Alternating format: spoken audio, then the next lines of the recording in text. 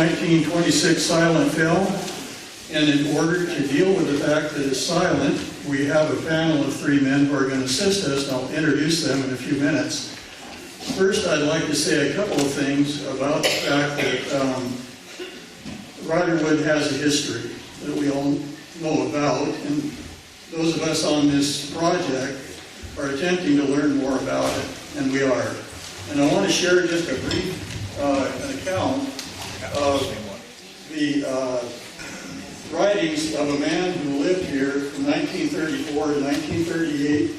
He served as the pastor of the local church here. His name was Ted Goodwin. Some of you may have read some of his articles. He wrote many. But just a brief sharing. The saga of Ryderwood is too rich to be dismissed with a few paragraphs. This was a town of life, action, money, young people. From 1923, with an instant population of around 2,000 souls, it sprang into being a full-grown city. Multi-million-dollar payrolls and merchandise in Ryderwood itself, for many years, made the place respected nationwide as a hotspot of industry and prosperity. Nobody dreamed in that day of its ultimate destiny as a snug harbor for retired folk. At one time, Ryderwood had the highest day wage average of any city in America. That spells money, and money spells importance.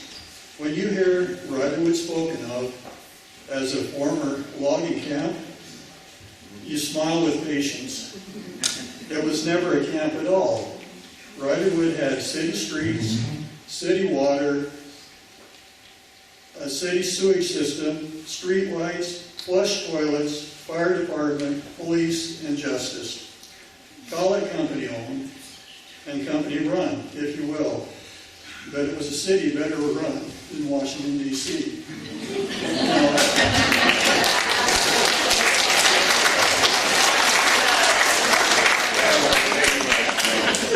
Those are some pretty powerful statements written by a man who actually was living here at the time and worked hard in the setting as a pastor with the loggers and their families. And it's a delight to read his articles. The Ryderwood History Project started a little over a year ago, and it was started so that we could find out more things about the town and about the people who lived here. We formed a team sponsored by the VFW and the AMVETS, which is a strong, lively group here. There were 3 people named to the team to begin with, and we've seen an increase in that number with more becoming interested. So we're optimistic that we're going to be continuing to gather things, edit them, put them in a form we can share with everyone, and we can all benefit from this. So we're looking forward to that as we go ahead. The ways in which we're doing this, we're doing events like these. This, I have to say, is the largest turnout we've seen. And so we're feeling our way through this level. As we do this program, we will be recording the narration and the discussion so that we have that to go with this silent film you'll be seeing. The film will be shown in the way that it's set up to show Ryderwood as its first part, which is relatively brief. But we're going to be stopping that film as we go so that the narrators can join in discussion and share with us insights they have about what we're seeing. That'll help us understand better what it is we can expect.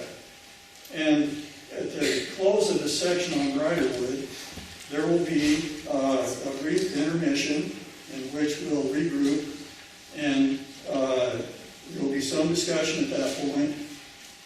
And the next part of the movie is on the mill operation in Longview. Just as Ryderwood was the world's largest logging crew, Longview was the world's largest sawmill. And I'll just give you one fact about that.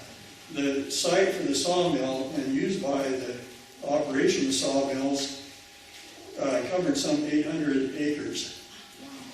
And the scope, the size of both the logging and the milling operations is so unique that we can't dismiss the history in a few paragraphs. We have to devote more time and effort to it. I want to point out one thing too. This history team started because Joe Poor set it up. and he's been working with it actively ever since, and been gathering interviews with visits with people who had histories here in Ryderwood during the logging period and during the retirement years. He's collecting information on DVDs of these visits, which we can use as a resource as we go ahead, and that will continue.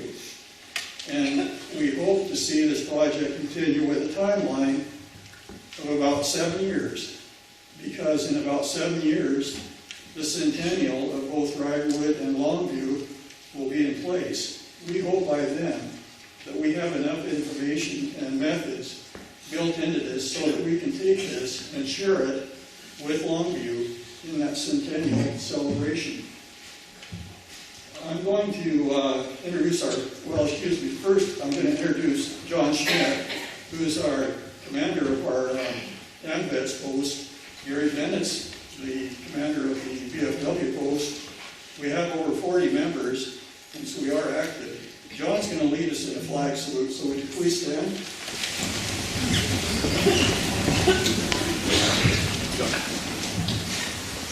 We normally do this at all of our meetings.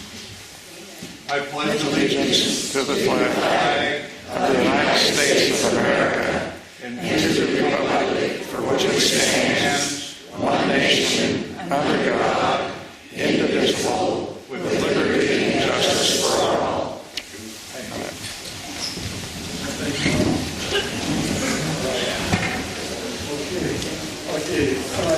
We'll now introduce our panel, and on this end of the table, please stand, Larry. Of course, many of us know Larry French.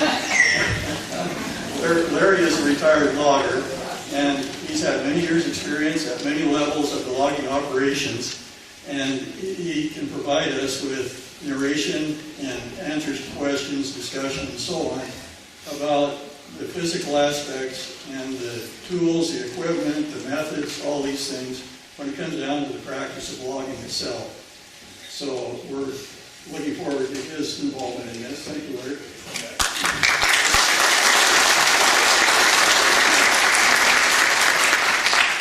Okay, our next panel member is Jim Tweedy. Jim has written a history which was published in 2014 called The Story of Long Bell.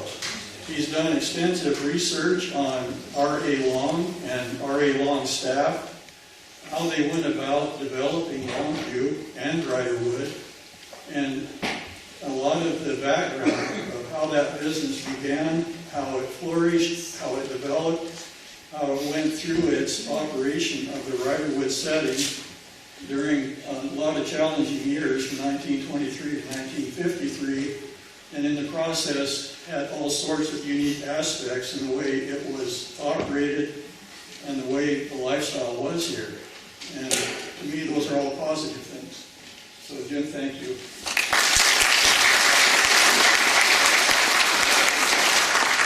Our next panelist is Jim Lamons, and Jim is an author. He has written a logging history for Southwest Washington.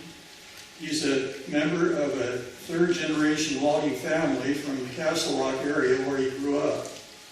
The book he's written was published, I believe, in 2000, and the title of it is Deadfall, and the history is fascinating, and it's really balanced. Several of us on the history team have read it, and we've really benefited from that reading. I want to say that both these authors have brought copies of their books with them so you can see what they're like. And I know Lou and Ray Finch and Larry. There have been only 3 of us so far who've read both books, and we've really enjoyed that activity. We know these 2 men are going to provide a lot for us in this. Jim is also the editor of the quarterly publication that's put out by the Calais County Historical Museum. So he's been around the county for a long time, and he knows it, and knows the county. So.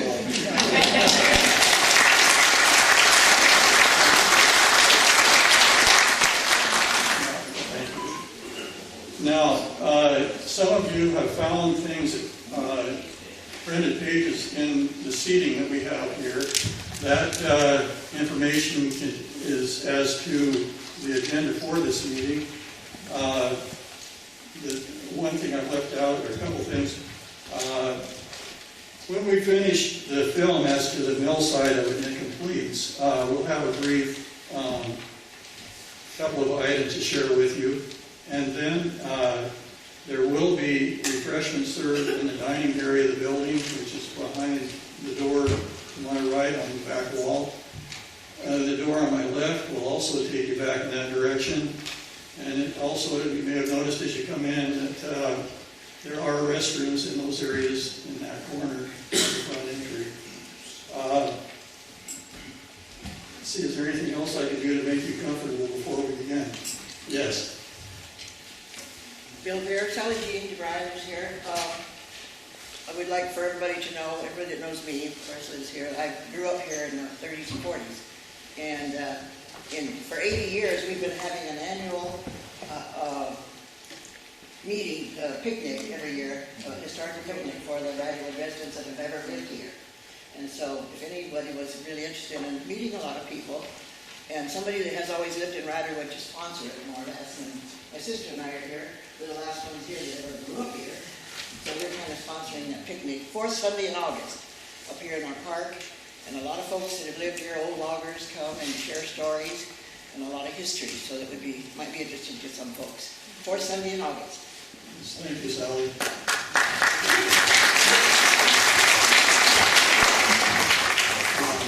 I can vouch for that. I've attended a number of those. Yeah, they're great.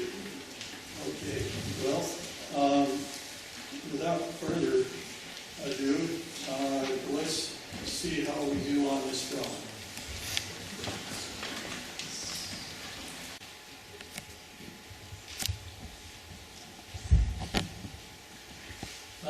Fire prevention was a key factor in the logging development, even back in the early 20s.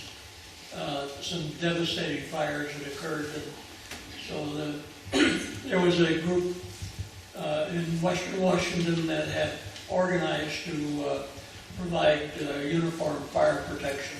Longville was involved in that also.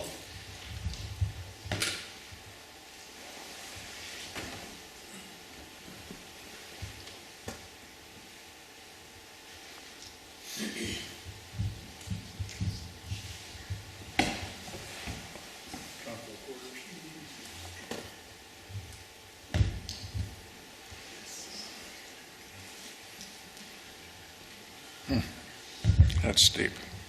You have to consider there were no roads in this area at all, and everything was done with horse and drag line. A very, very slow process.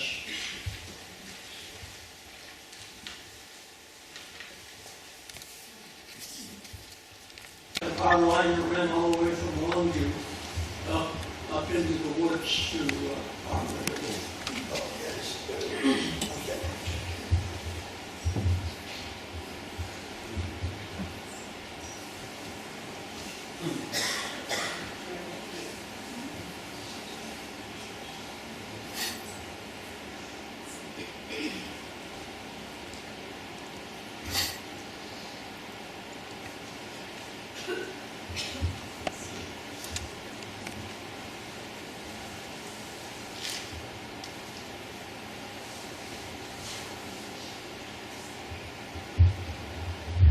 This is the way we used to do it. I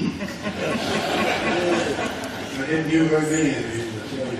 But, those are just standing on springboards, which is about 2x6, heavy duty 2x6 with a metal cleat on the end, and you would chop a little notch in the tree, just put it in there, and then the metal cleat would bite into the upper part of it. And it had a little bolt with a bend over on it. Anyway, you could turn that and work the pivot so you could move it around so you'd have a better angle to chop from or run the saw from. I've used quite a few of them, but we didn't have many of those kinds. We usually made our own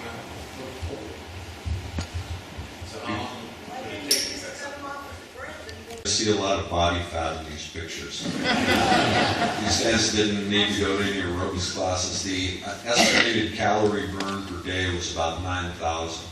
So when you're wondering about why those camps it was so important to have good cooks and plenty of food, that was the reason. Yeah, that's a true statement, because when I was working in Alaska in the logging camps, if somebody didn't like the way they turned out their pancakes, they said, I'm out of here.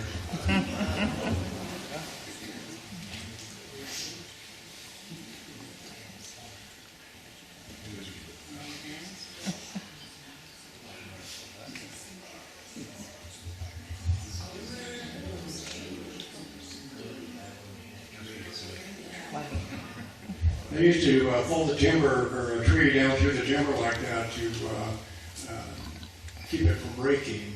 And the other timber would slow it down as it rolled through the limbs.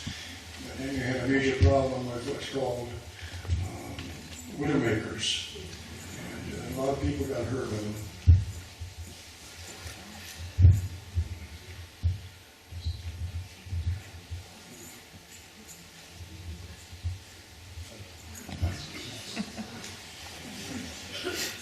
This was a tough life.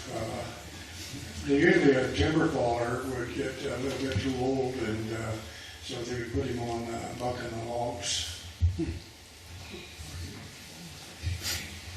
So what's too old? 25. Anytime he decided.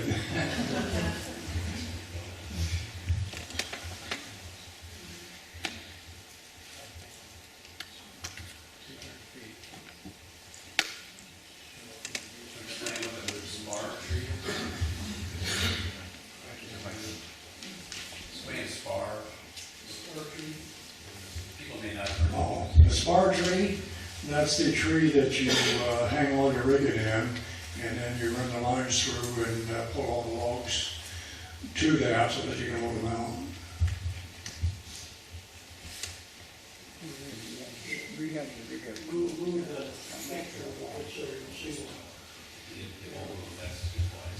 Okay, you notice the X chopped on the tree? That's how you mark your spar trees or your tail trees if you were going to rig one in the back. And sometimes cutters weren't too sharp, and they would not see that. And they would cut it, and that really created a problem, especially on the back end. But it definitely happened a few times. It usually went down the road real quick. This is a pretty tough business here. You had to have exceptionally strong legs and a lot of stamina to do this job. Wow.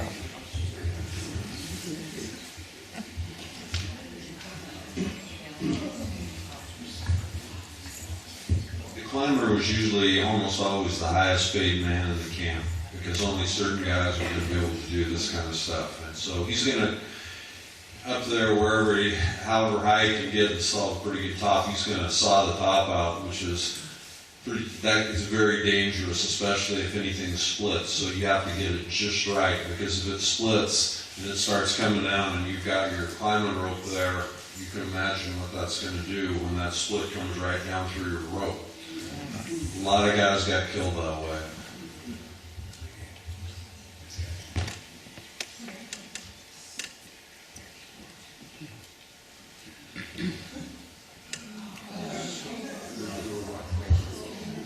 Now, that's quite a thrill if you're up there and ride that thing's like a bucking bronco when it top goes over and it kicks it sideways. And it's up there and you rock back and forth for several minutes. And of course, you got to get your act together after that and kind of settle down.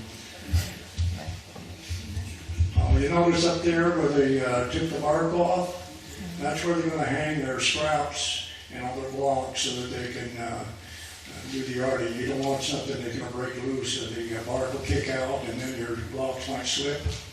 And then also they would put, not always, but sometimes they would put a metal, sheets of metal up there. They might weigh 50 pounds or so, and they put them up there and so that you didn't squeeze the top of that tree off when you got a really hard pull. How would you trim that bark off pretty thick. Climber did it while he was up there. Well, they usually use their axe, and just chop it off.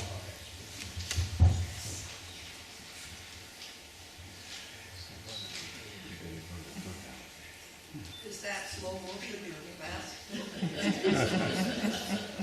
Whatever motion they had. If you go to a timber carnival, you still see this stuff.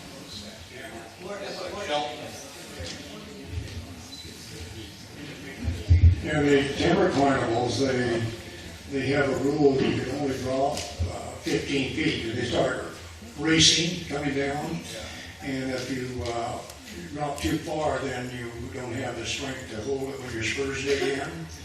And sometimes they'd also kick out, and then you'd fall down, and then you kind of get broken up a little bit. Things are a lot different now, but like back in the 60s, I believe 1966, I think 6 of the top 7 speed climbers in the world were from Castle Rock. And that's because that's what they did every day at work. And these days, and since there are no climbers anymore, it's like you could be a sheetrocker or whatever. But back then, the guys who were the fastest were the ones who were employed as climbers.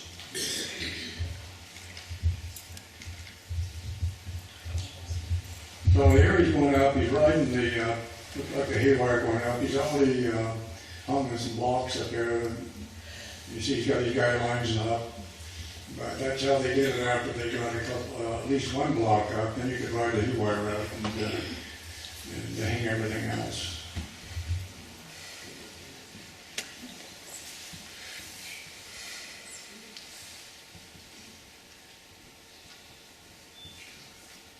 How long would it take to rig a tree? Well, usually took at least a day. There was an awful lot of stuff to put up there. And sometimes 2 or 3 days. It just depends on what you had. It didn't take us that long to draw them all. Were these guys the riggers? Yeah, these guys are the ones that, they were called, they were a rigger, but usually when you use the term rigging man, it's the guy on the brush setting shoulders.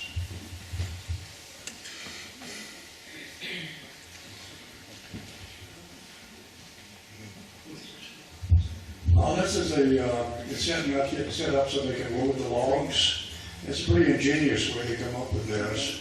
A couple of logs, but at least 2 cross pieces in and hang your lines down. One they're close to 3 to hold it in tight, and then the others were out there to do the lifting and help put it in place. And you had other lines going out where you'd run through a pulley or a block and do your lifting.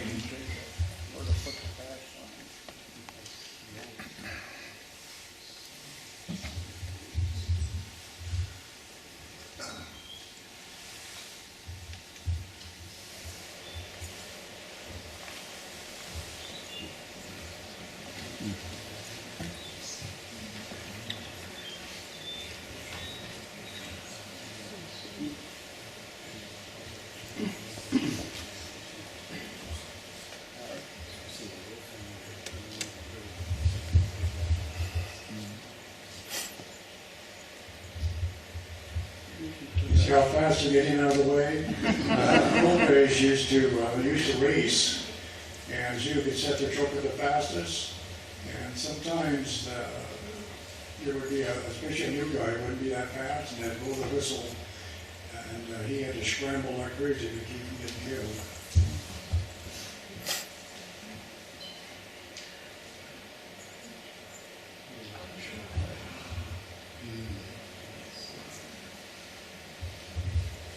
This is a really dangerous spot here. You will see the little stuff that's being pulled along with the log. This is how my father got his hips broken. One of those hung up and let go and sprung back and it broke both his hips. And he was laid up for about 16 months.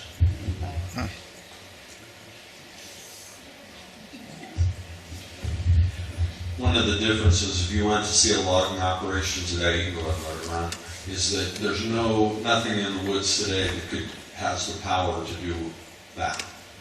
All the logs are very small, and it's about speed. But in terms of power, no way.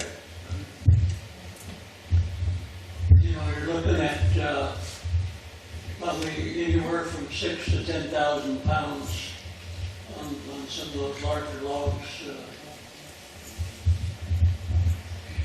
Now, you notice how they're lifting it, they've got a set of tongs there with a strap hooked into each one of the ends, and it goes around the log, and they pick it up, and usually they run two. Well, they do have two there, I guess.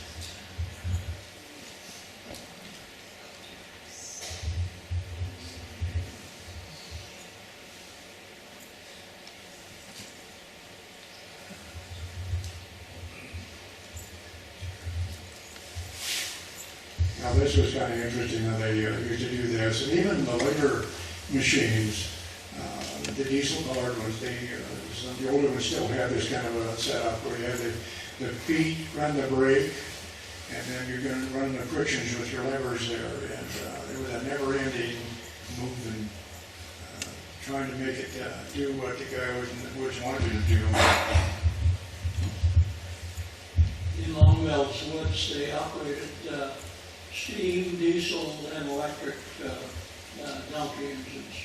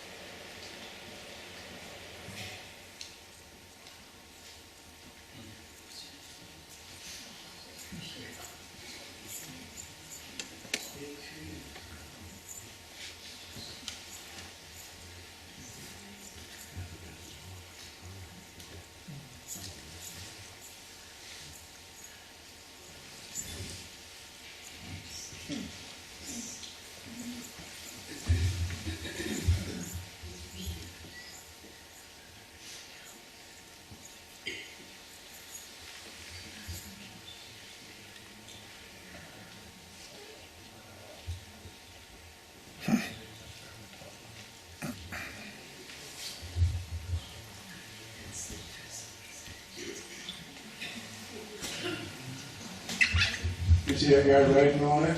You can do that quite a bit. This is a scaler. He gets up there with that skidding stick. He's got a sharp end on it. And also a hook, and he'd lay it up there, and it's just got measurements on it. And so he measures both ends of the log and measures the length of it, and then he can figure out how many board feet are in that log, so that they know how much to get paid for it.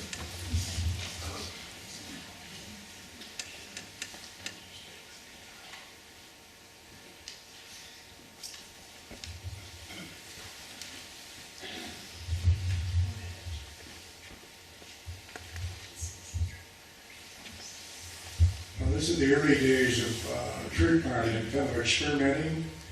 And you notice the land looks like it's been burned all over because there's very little debris on the ground. And you'll see this guy's taken a lot of patience here, mostly for the camera, I think, because a lot of times they got paid for how many trees they planted, and they didn't really around like that. In fact, sometimes we found a dozen little trees stuffed under root wads and stuff back in the later days. And you notice here, I think this is payday.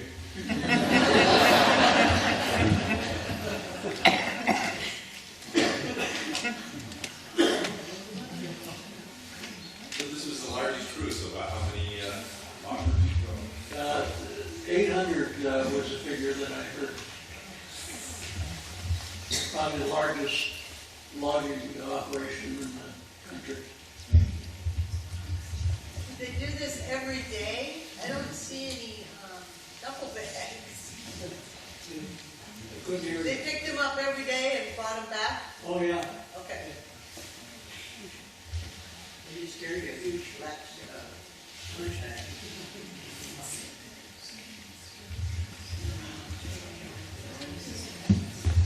This is Ryderwood in its beginning.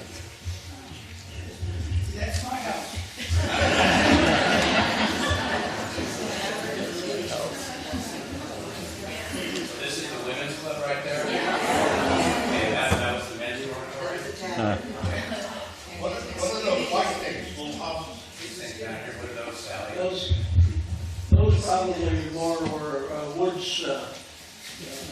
you notice in the previous pictures, Camp 4, there was those kind of buildings up on the hillside. Skid shack.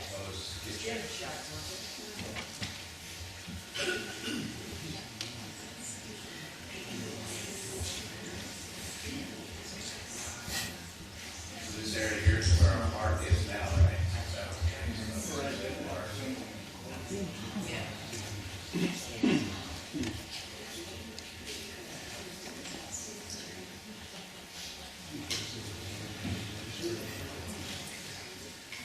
There's a hotel, actually, they call it a cabin because it's English word for hotel.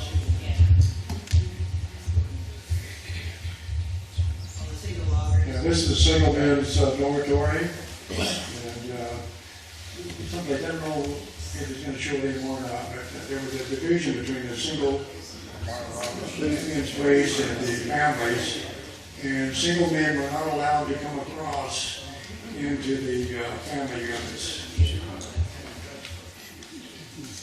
This is where our cafe.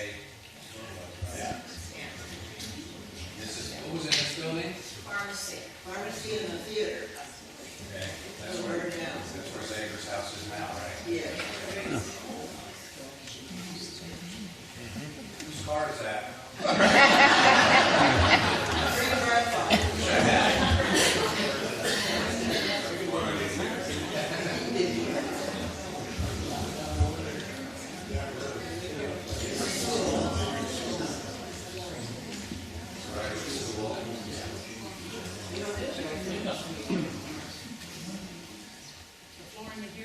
That's where we are today, the Harvard Park, right? So this is where the nest is now? Yeah, that was the barber shop. That was the barber shop, this is where the dining area is now. What was that before? Does anybody know? It was a community hall, I think, we had our soft house in there. Yeah, all kinds of meetings there also. What did they do in this That was building the over theater here? after it burned across the street, the house burned, and so the theater moved into that. Oh, okay. And we had a little library up above there upstairs. This is a roof we just replaced, right? I think it was about that old.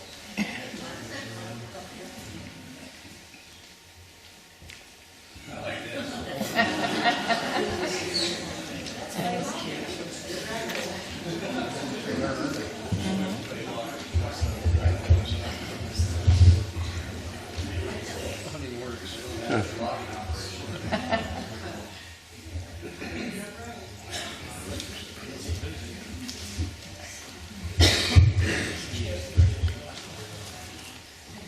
This is headed toward Longview. If I remember correctly, they tried to haul 100 cars a day into the mill site, logging cars.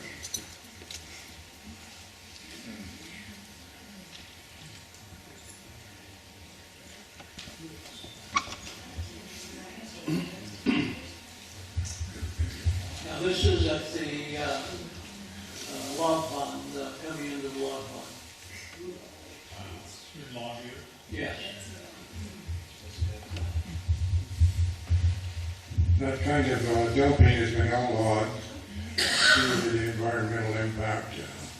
We're getting too many waves a week up against this shores, and also they got a lot of bark debris in the bottom of the mess things up.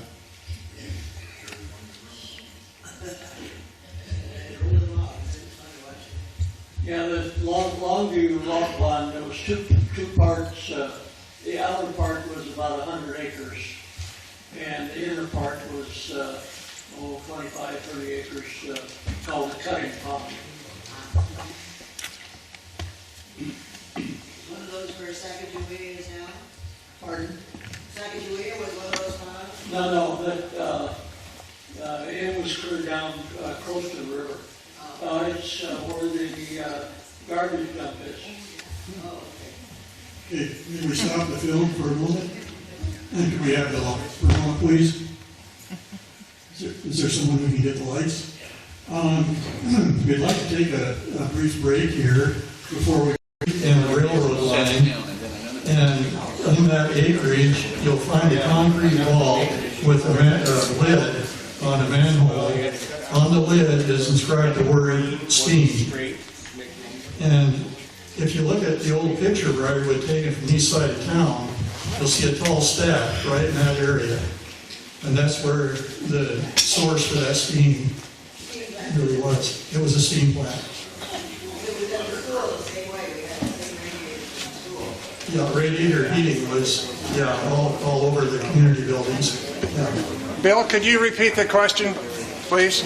The question was, where did the steam heat come from that served the house that Meredith was in, as well as some of the community buildings?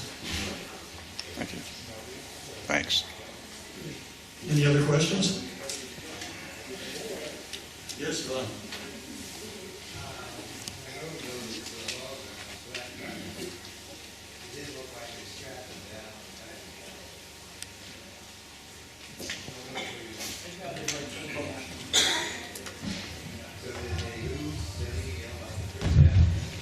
Usually the flat cars had bunks.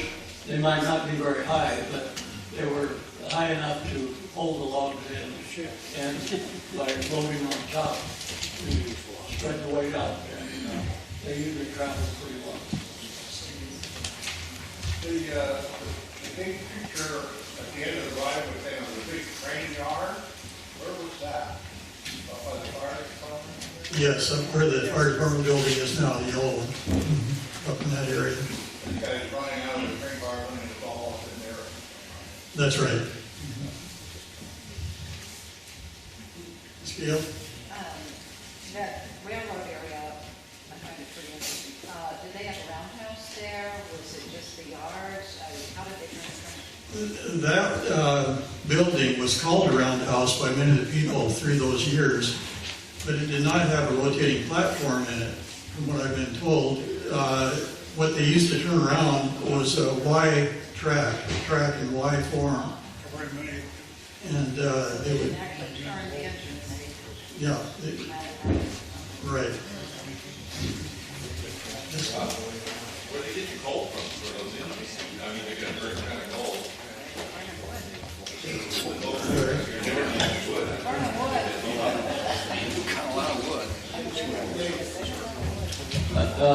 The question was, where did coal come from? Eastern Washington or Montana, Washington. You know, they bought it for Rockville. Did they ever turn the wood in those? I was a railroad kid, so they all know where I came from in the West.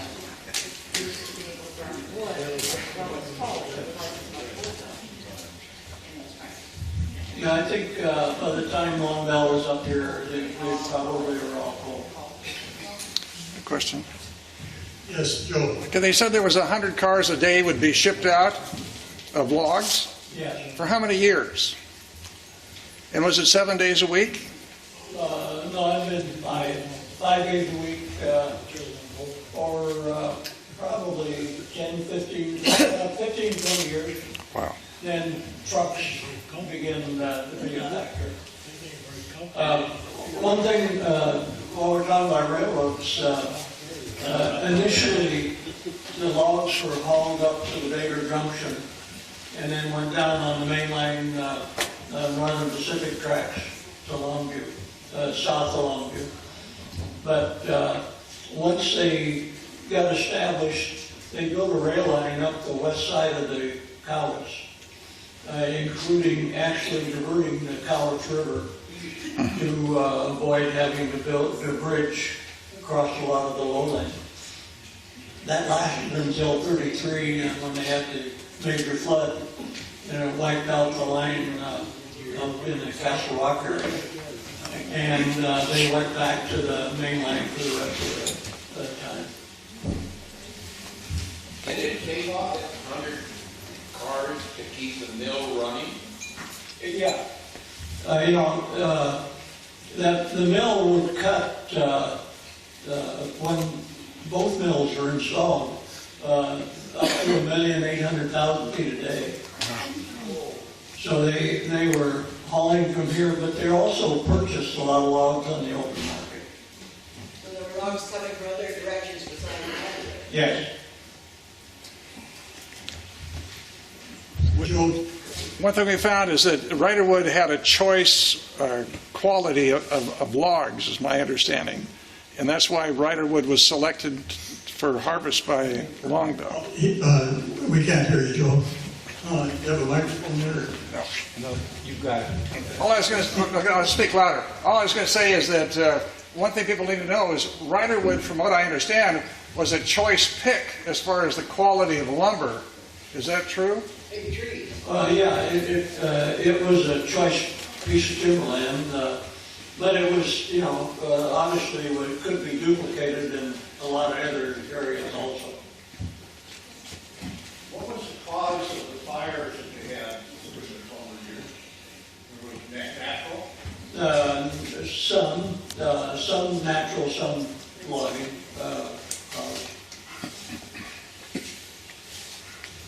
How many acres did they log in this area approximately?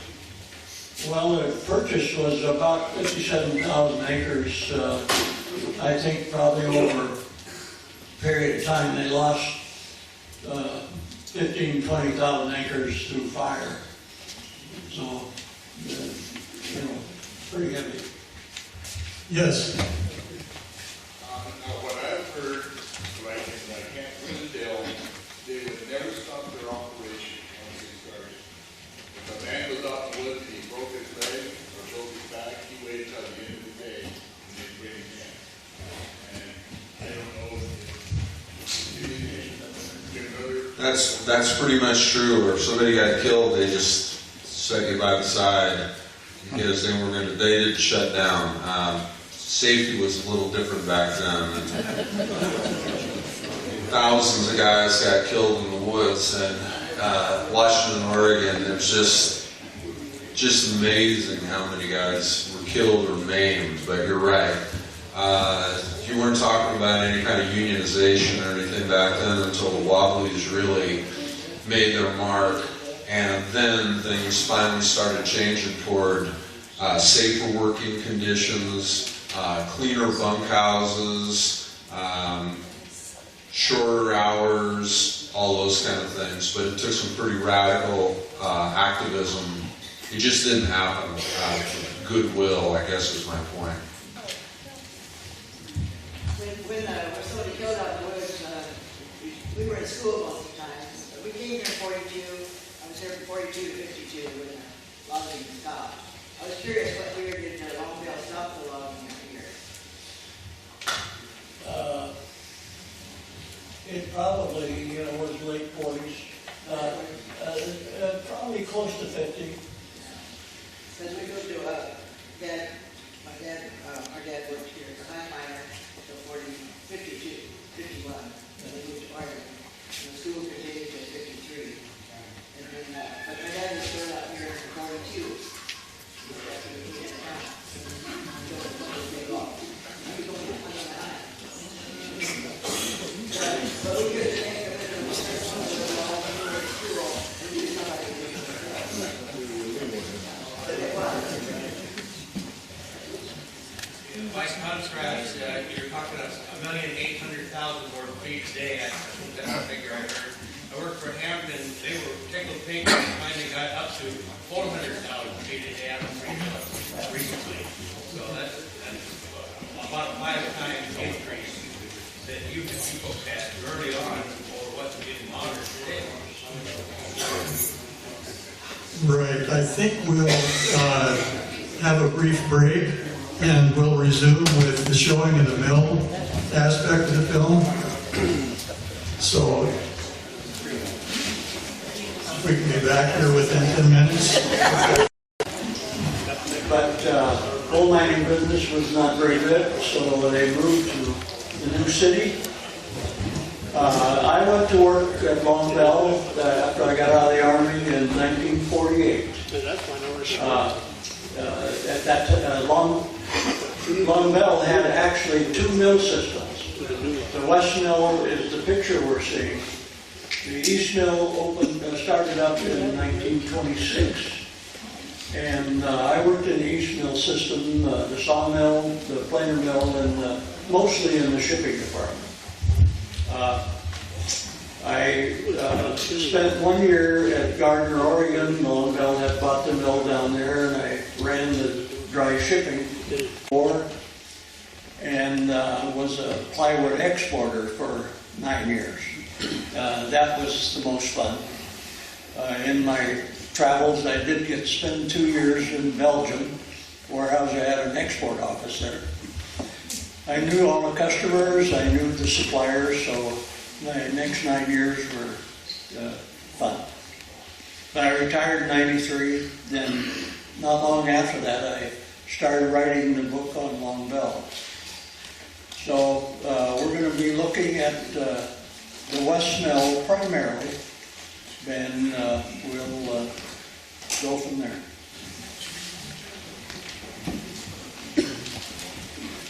We stopped at the log rolling. Log rolling was a pastime.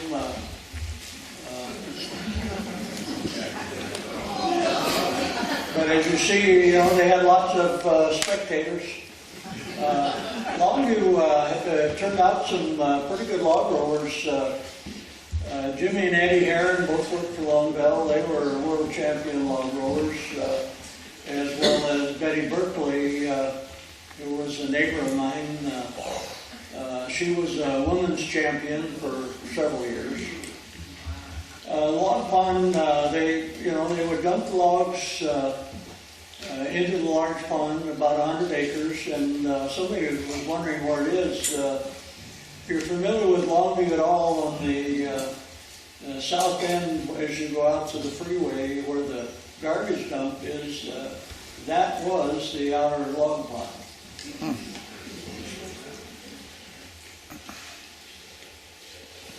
Here they're pulling logs into the cutting area. It all has to be sorted by species, hemlock, cedar, and fir primarily, and then some by grade. There was a plywood plant there that was owned by M&M Plywood that contracted with Long Bell for logs. So they sort out the peelers, sort out the large logs for the West Mill, and when the East Mill started, then the East Mill cut the smaller logs. This is a power plant that Long Bell built to supply power for the mill as well as the community. The hill in the background, that's Rainier, Oregon, over on the other side of the river.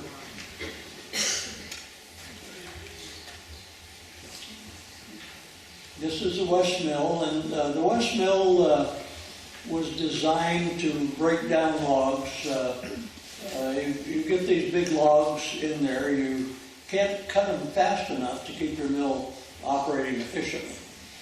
So the idea in the West Mill was that they would cut large slabs, and then they would send them into another area of the mill to be further processed. Looking at the East Mill, it had the equipment to cut the logs up pretty much as they came in. The stacker buildings, all the lumber that came through was sorted and stacked for kill drying.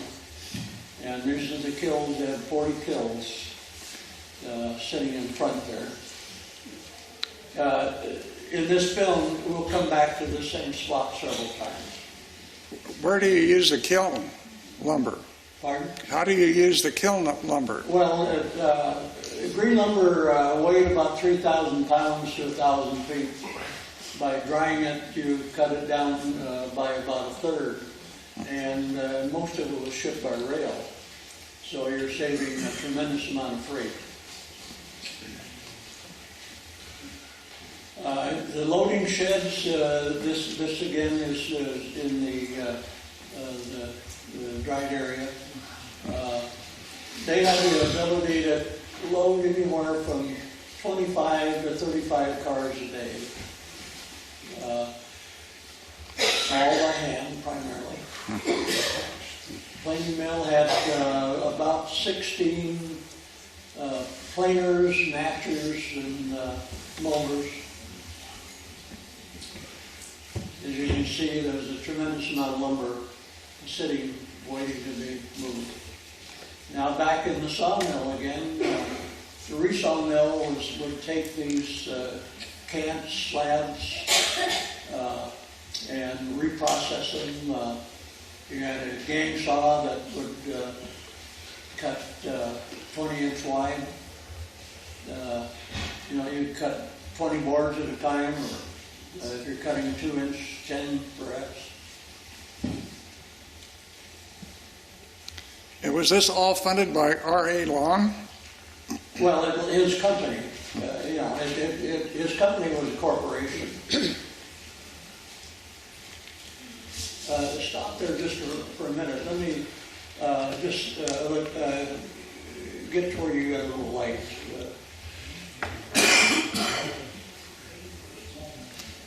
Somebody hit the light switch, please? No, just go back just a touch.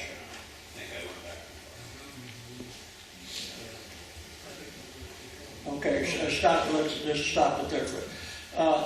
Long Bell was the second largest lumber company in the United States during the 20s and 30s. They had 8 mills in the south. They had a large mill complex at Weed, California, and then they had Longview. They were selling probably $20 to $25 million worth of lumber a year in the 20s, which is a tremendous amount of sales. So they were a big company, but they were a corporation. Okay. Now we're in the head mill at where we were. Yeah, back too far. Operator error.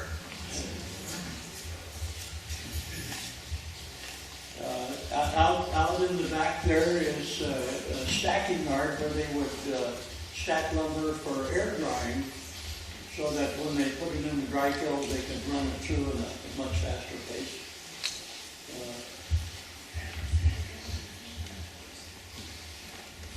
They had probably 3,000 employees at Longview. They had 2 sawmills. They were going to have a door plant, a plywood plant, and a factory, and a treating plant all at one time. And everything came to fruition except the door and the window plant.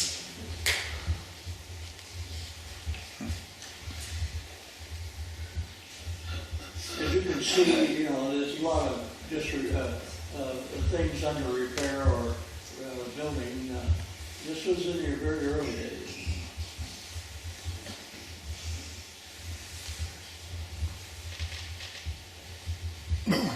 Now we're out on the cargo dock. Major, I'd say 25-30% of their volume was targeted to go export or out by ship to California and the East Coast.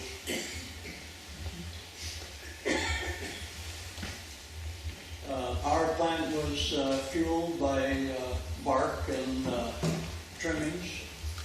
At the same time, they also had a large burner which burnt the excess for many years, clear up until probably after World War II was over, did they take down the burner. Wow. Sawdust all went into the powerhouse. But when this picture was taken, Longview Fiber had not been built yet, and very little pulp production on the West Coast.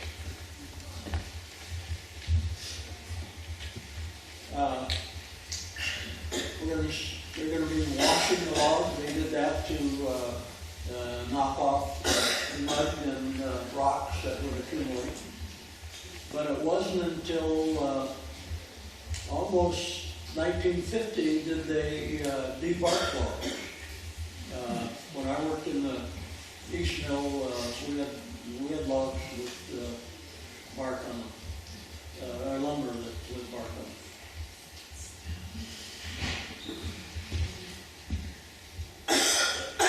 Everything was trim length. That's probably one of the largest saws in the industry. Do you know the diameter? Probably must have been about 10 feet. 10 feet across.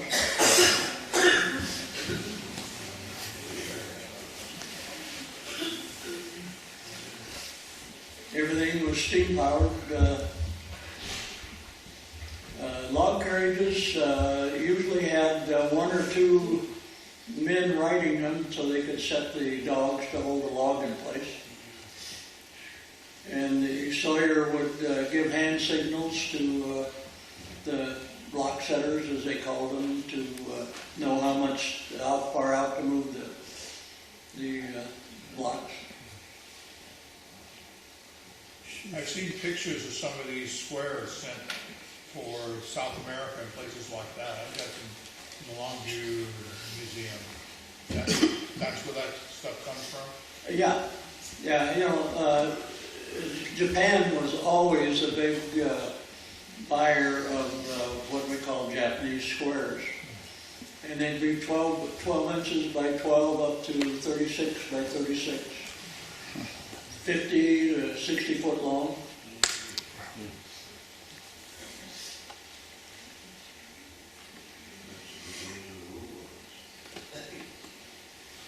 You don't see anybody wearing earmuffs back there. No OSHA in those days. No, even when I worked there, we never used hearing protection.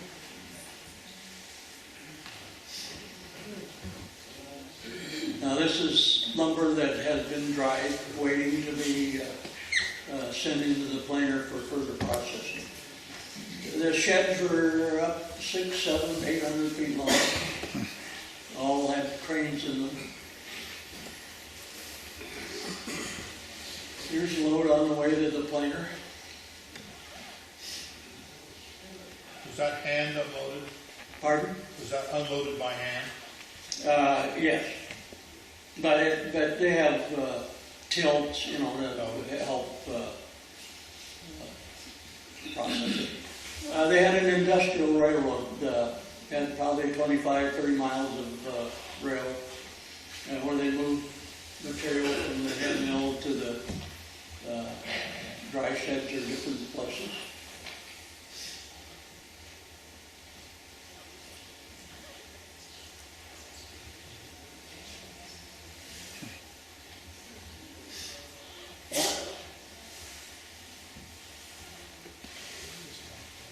It's a planer mill. Everything was belt driven in those days. This fellow's a planer setup man. He would put in the knives. This is a piece of pattern stock. He'd have to put in the knives to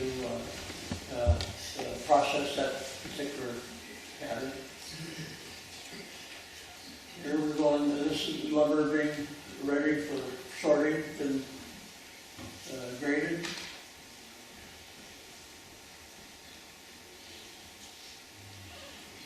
You can see the fellows. Each of them had a particular spot they had to pull into, and you better get all your grade coming through. The pattern finished material usually was bundled 6 to 8 pieces to a bundle.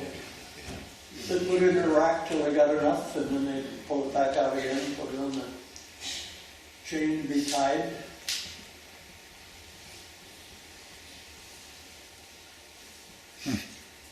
These fellows tying had a little ring on their finger, a little metal ring that had a knife blade on it. And they would wrap it up and just cut the string with their little knife.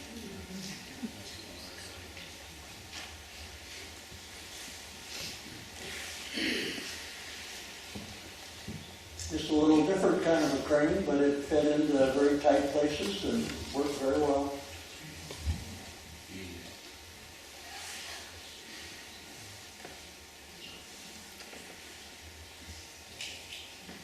wintertime, one of the coldest places on earth is a planer mill because there's so much dead air in there that doesn't get moved around, and it is awful cold sometimes. Now, in both east and west shipping, they had a couple of storage sheds that they put the excess in, full units.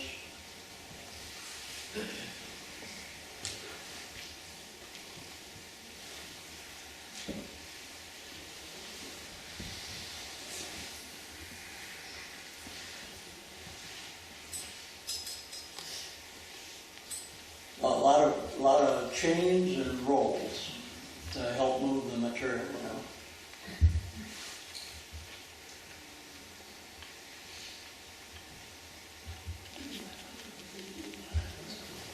Usually piled 6 high.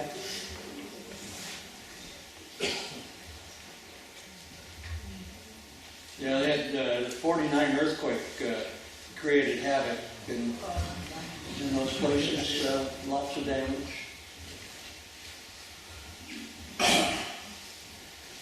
Now this is car loading, and it was, in those days, it was primarily all loaded by two car loaders, one in the car and one outside. Had a tally man that recorded what was loaded. Car loaders were paid on a contract basis, which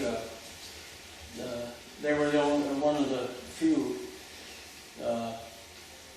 And they usually loaded 2 cars a day. They earned every penny they got.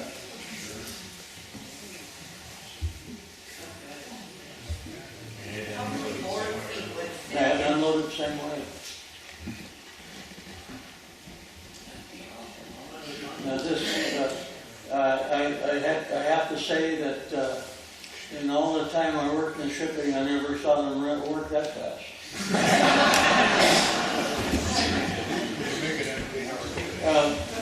The sheds all had,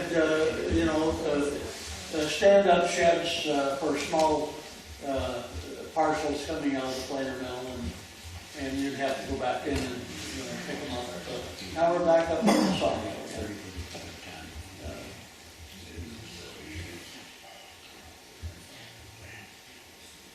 Big timbers were a big part of Lone Belt business. The biggest timber that they ever cut that I'm aware of was, I think, 36 by 36, 80 feet long. And of course, you really have to pick the tree out in the woods ahead of cutting it.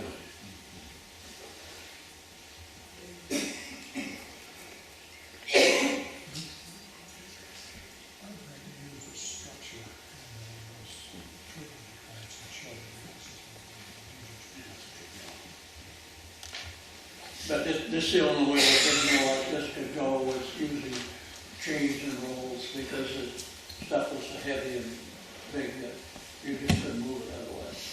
What would they have used pieces like that for? Oh, structural use in the building. Those 80 by 80 were used in what was called a dredge split for the Panama Canal. But, and sometimes they would ship them overseas, and they would resaw them into smaller pieces. Did they ever get custom orders? Did they do custom orders? Oh yeah, I always had a large list of custom orders on the Sawyer's cage. This is material in the rough dry shed. This is lath. I'm sure you all remember, but up till about the 50s, almost every house in the United States was built with plastered inside. And you used the plaster lath to hold the plaster. So when did college come into what you're fixing to Well, plywood was started back in the early 1900s, but it wasn't until after World War II that we really started using it in housing and that kind of stuff. Was this, Primarily industrial automobiles, big user of plywood. was this cut as full dimension lumber or like a 2x4 today is? Pardon? Was it cut as full dimension lumber or is it our standards today? I'm not sure I understand. In the old days, it was, Cut a 2x4, was it an actual 2x4? Oh, well, it's an oversized to the floor because it has to, they dress it to actual size, which isn't 2x4. It's 1.5 by 3.5, I think it is today.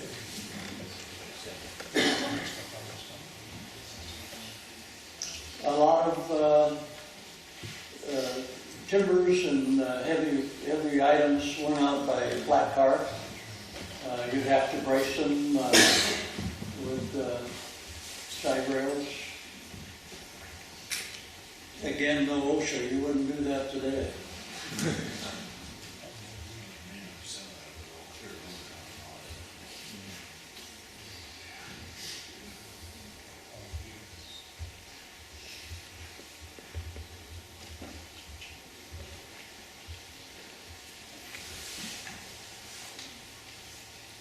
You said Longville was the second biggest company. Who was the first one?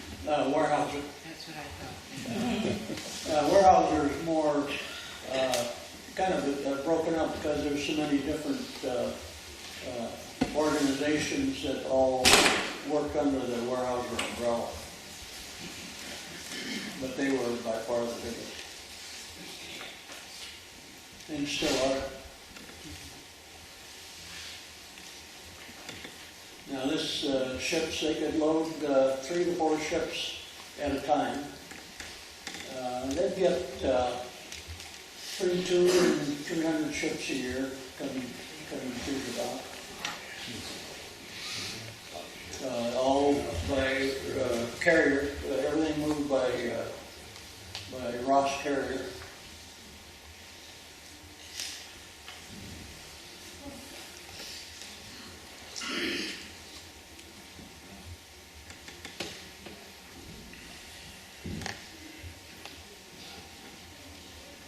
Tremendous amount of green lumber moved to the East Coast, so you didn't have to dry it. But shipping by vessel, you're doing it by tonnage, and you don't have to be as fussy about the weight as you would in a rental car.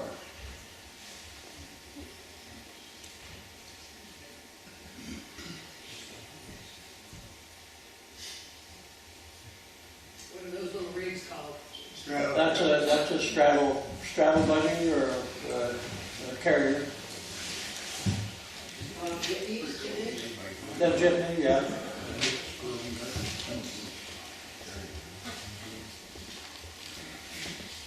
This was all before the war. Were they shipping all this lumber to Japan? Yeah.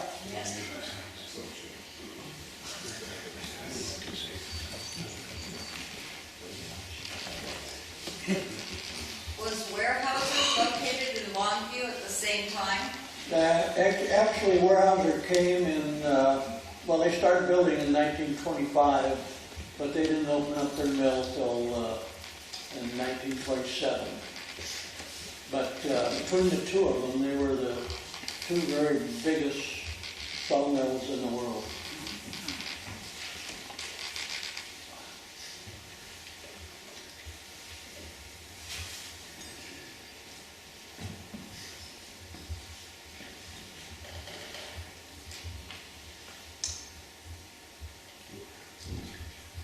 You really don't see this kind of loading anymore, other than logs, perhaps. Everything is pretty heavily packaged in one form or another on shipping. Here goes a ship out now. Here's a guy cleaning the dock. River's a great disposal place.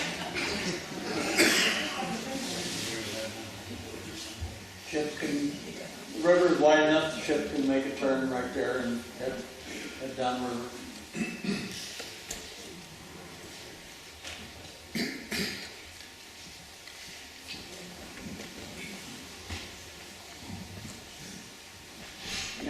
We talked about the breakdown mill. The bull edger was a prime piece of equipment to break down some of those large cans. They get cut up to 14 inches thick.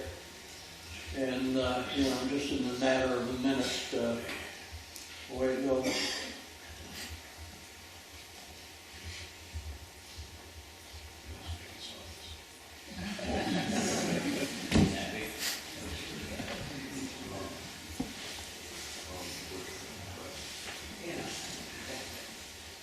Yeah, everything was run electrically operated.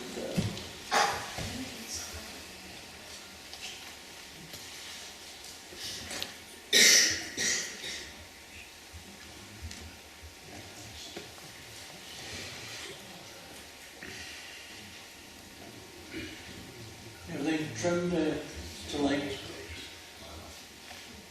Had a guy sitting up in the cage. No computers.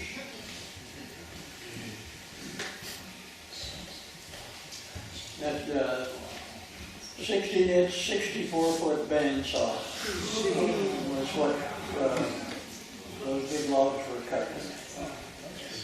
You just said every break and they run it back together. Oh, sure. Yeah. But they would change them usually about every 4 hours. Now this is the lath mill where they're getting ready to make lath. See, in those days they had no outlets for putting in the clean chips and things like that. So lath was a big factor in those days.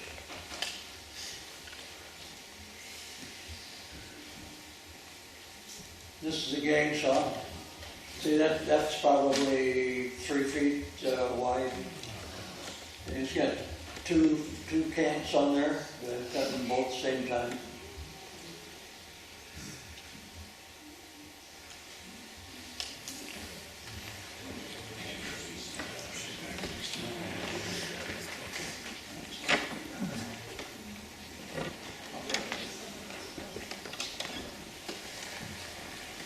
You got one saw that's pretty stationary.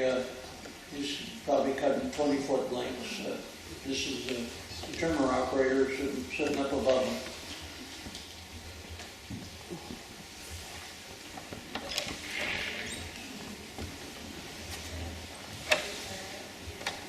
Lumber grader.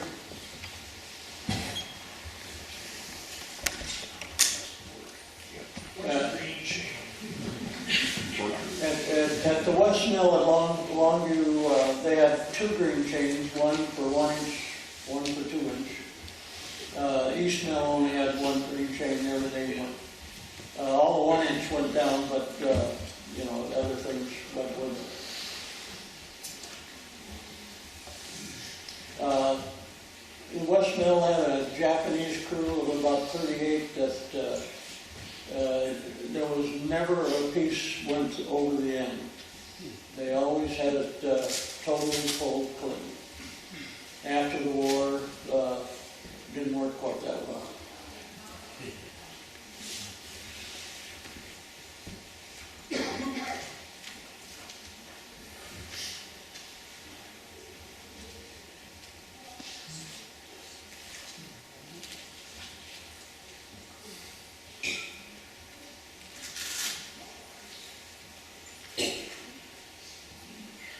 Not a lot of room to maneuver, but they managed to do it.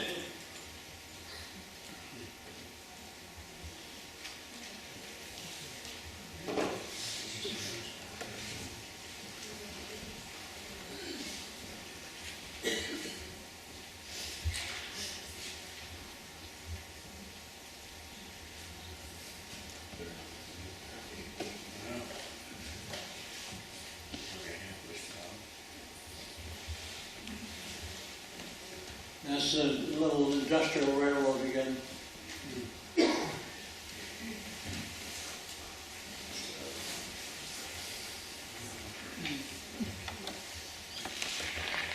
That was kind of unique. They haul on both tracks. Now, when I went to work at Longville, they weren't using the green yard for whatever reason. I guess they had enough kill capacity that they could, make it work okay. And of course, they had a lot of East Coast and California green lumber shipping, so they perhaps didn't need it as much as they did initially. But, they might have 10 million feet of lumber. These guys were also contract, like the car loaders.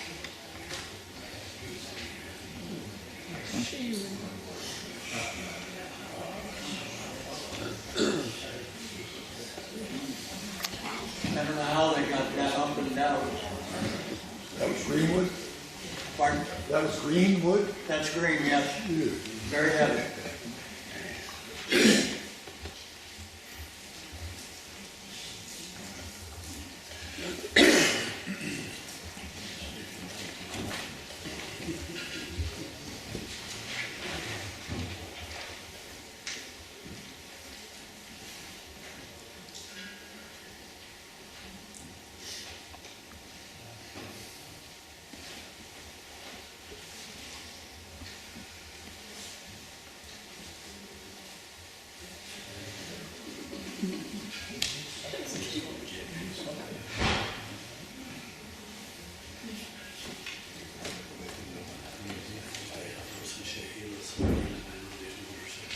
The drop sewer was a new, kind of a new invention that Longville utilized.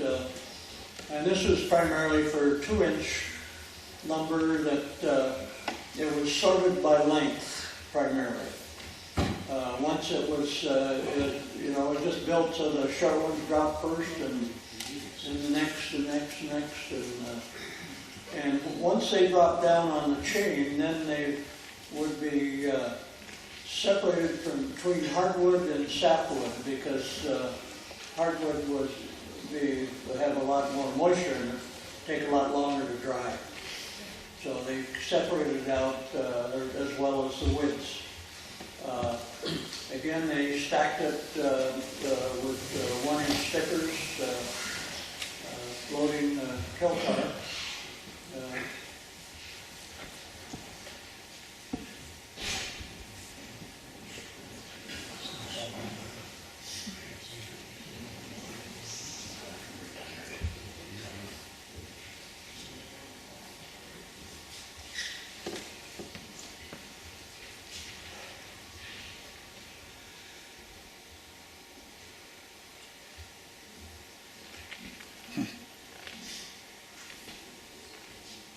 You notice he's got a little block he sticks in there and it just pulls the car right up.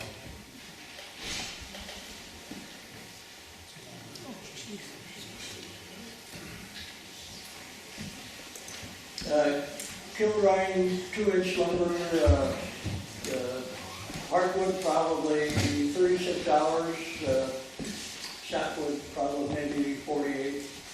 Depending on species and how thick and everything.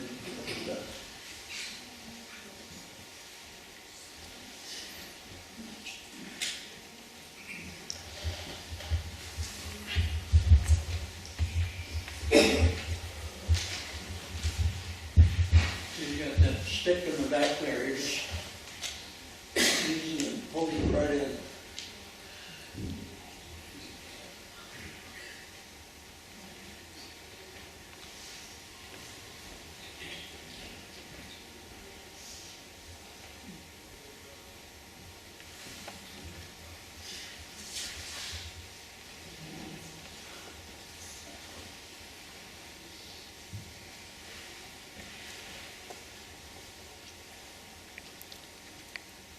What kind of wages were they earning? Just a broken 2x4. Wages, I'm sorry. Wages. Wages, back in those days, they probably got $2 a day, maybe $2.50. You know, during the Depression, it got down to a little under $1. What was the temperature of the dry kiln? Pardon? What was the temperature? Oh, 180 degrees maybe. And there's always air blowing through to get an even disposition of air. Now this is the unstackers where they're taking the kill switch off. And I think in probably late 20s, one of Longville's engineers developed a unstacker that dropped the sticks out automatically. Here they're pulling different widths into, and lengths into units.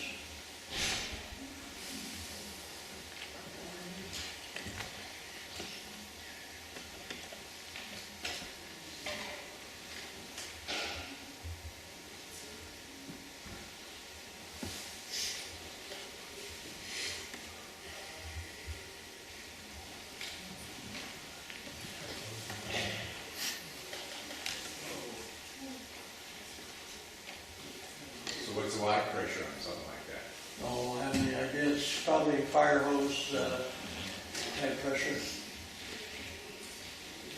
I can knock some bark off, but really, it just was totally designed to kick off the rocks and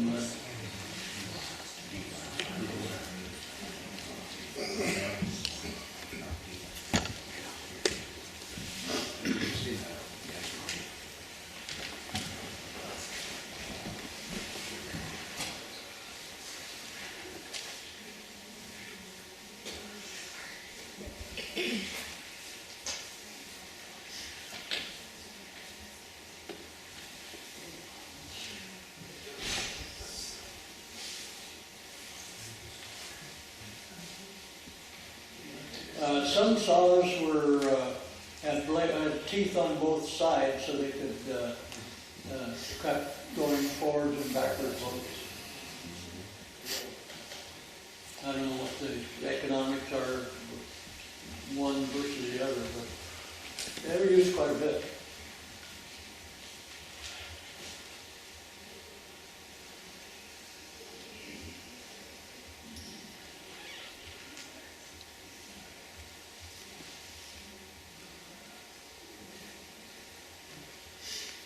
I was talking to one gentleman earlier, when you're working the sawmill, you're always shaking.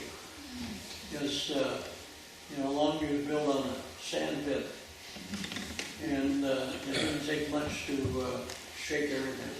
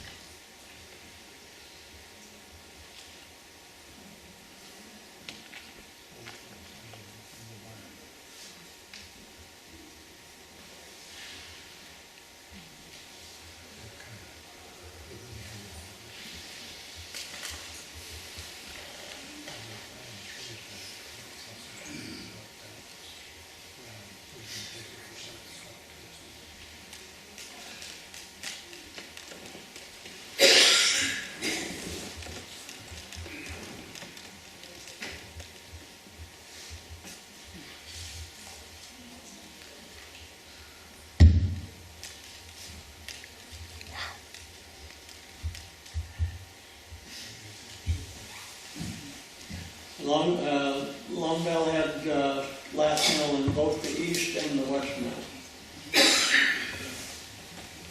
Every now and then we'd load a car lat. I think usually they had about 100,000 pieces to a car lat.